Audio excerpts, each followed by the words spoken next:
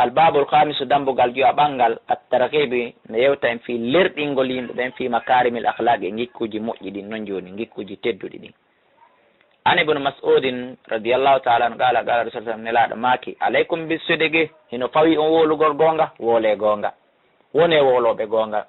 fa inna sidiga ande no gonga yaadi no fewna neɗɗon ilal birri faade ɗiggere wa innal birra ɗiggere yaadi no fewna neɗɗon ilal jannati faade aljanna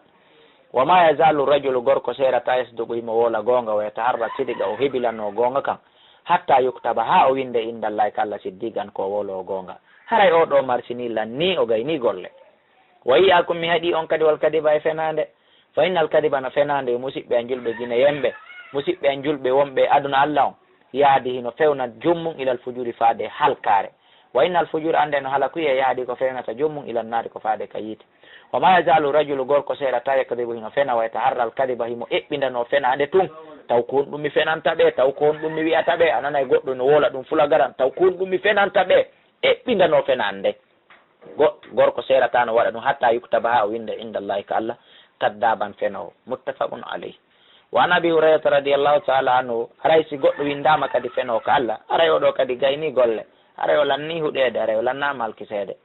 yo allah dande wa an abi hurayrata radiallahu taala anhu anna rasulallah nde dala sah sallam qala e maki iyakum meɗi on wa zonna e sikke fa inna zonna ande no sikki akdabul hadis ko fenninayi ɗum yewtere muttafaqun alayhi hadis on ko fat wa an abi saidin il khuduriyi radiallahu taala anhu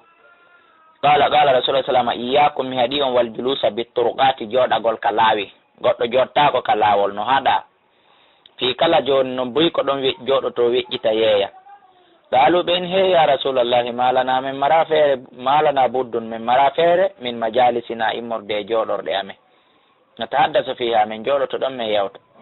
ɗalani laaɗo maki fa amma ida abaytum amma sen salike awa fa'atu tariqa haqqa o jonnite tul laawol ngol haqqe e maggol on ɗaluɓe landi wama haqqa o kon ɗon haqqe e laawol ngol قال نلا ما كي رد البصر كو هيبغول جيتدن وكف الاذى e surugol lorra kam wa raddu salam e ruttugol salminango wal amru bil ma'ruf e yamirgol ko moƴƴi wannahi anil munkari e haɗugol ko aña muttafaqun alayh wa an muawiyata radiyallahu ta'ala anhu qala rasulullah sallama man yuridillahu bi khayran kala ummo allah falana moƴƴere yufaqihu fi din o faminaymo dina islam kam muttafaqun alayh wa an abi dardai radiyallahu ta'ala anhu qala rasulullah sallallahu alaihi wasallam ma min shay'in ala hay hunde fil mizani waɗoytende ka pesirde asqal ɓurayde teddude min husnil khulqi ha hewtingi ko moƴƴo woni moƴƴuɓe gikku ko ɗum teddinanta en pesirɗe ɗen ñande dargal seeɗa waɗete tedda buy akhraja abu dawud at-tirmidhi wa sahaha wa an ibn umar radiyallahu ta'ala anhu qala rasulullah sallallahu alaihi wasallam al-haya'u hirsa min al-iman ko jiyaɗum e gomɗinal muttafaqun alayh wa nabi mas'ud radiyallahu ta'ala anhu qala rasulullah sallallahu inna mimma adraka an-nas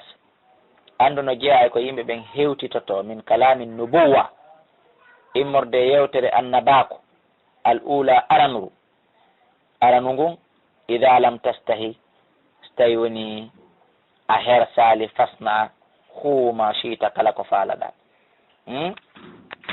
idha lam tastahi sa newaki fasna huma shiita kala ko faalaɗa wa joni akhrajahu al-bukhari wa an abi hurairata radiyallahu ta'ala anhu qala rasulullah sallallahu alaihi wasallam nelaɗo allah on maaki almu'minu alqawiyyu gomɗinɗo dolnuɗo kelɗuɗo khayrun ɓuri moƴƴude wa habbo ɓura yiɗede ilallahi min almu'mini ad-da'ifi di gomɗinɗo hun lo'ukun humata huntata sa humi e makko huntoto yaha hun ala han ala koni wo mimmiɗo e ɓaawa mon mimmiɗo jenti na on julɗo allah faala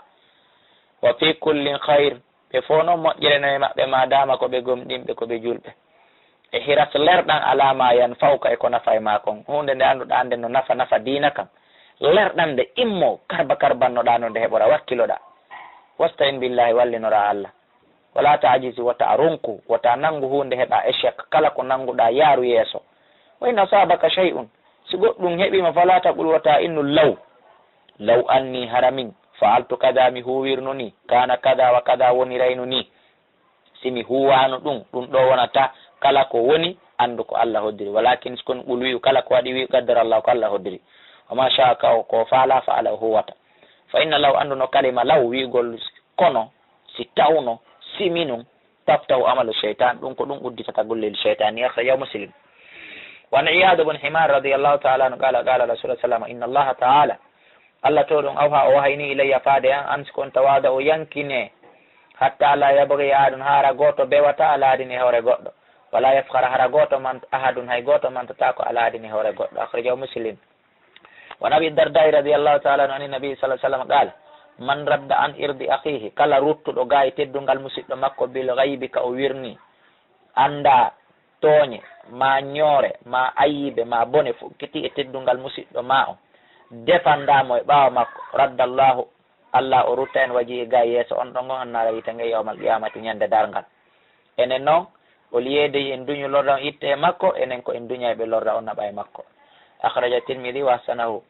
wa li ahmad min hadith asma binti yazid nahawa sifa o hadith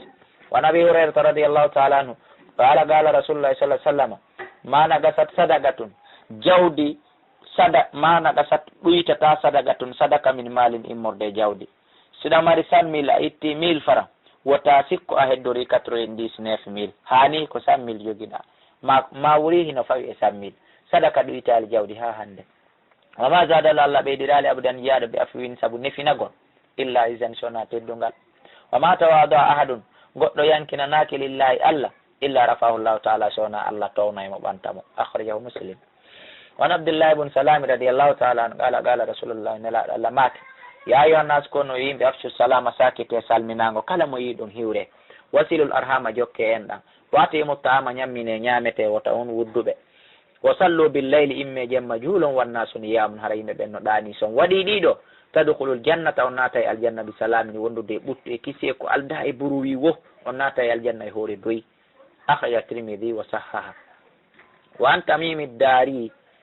radiyallahu ta'ala an qala rasul sallam ad-dinu nasiha wo dina ko laaɓar reedu dina jamfodiral sellata e dina ɓe maaki ɗum salasa laabi tati qulna min liman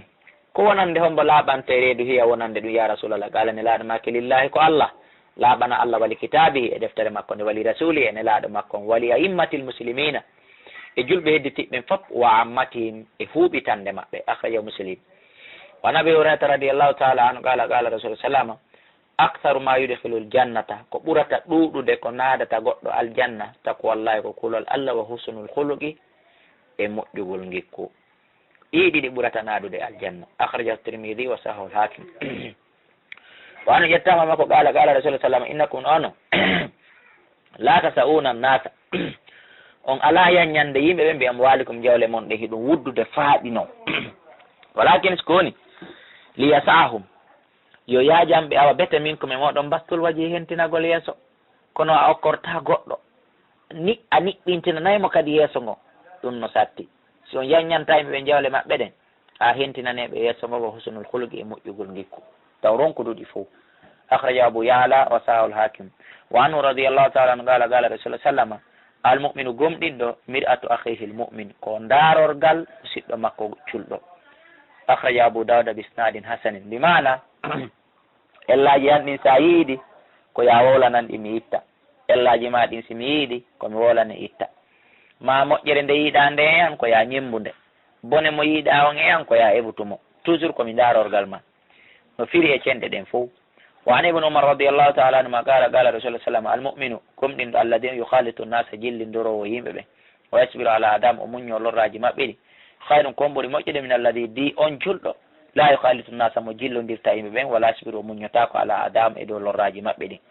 immo kereren to min ɓay min ɓe koni wayi mi yalti karen yo ma ɓa ɓe koni wayi mi yalti e huwodiral mi yahata haaju maɓɓe mi warratani mi yahata mi tippata ka julirde toon ɓay koni na noon ko yon tigi yahu muñño ellaji ko waɗete toon kon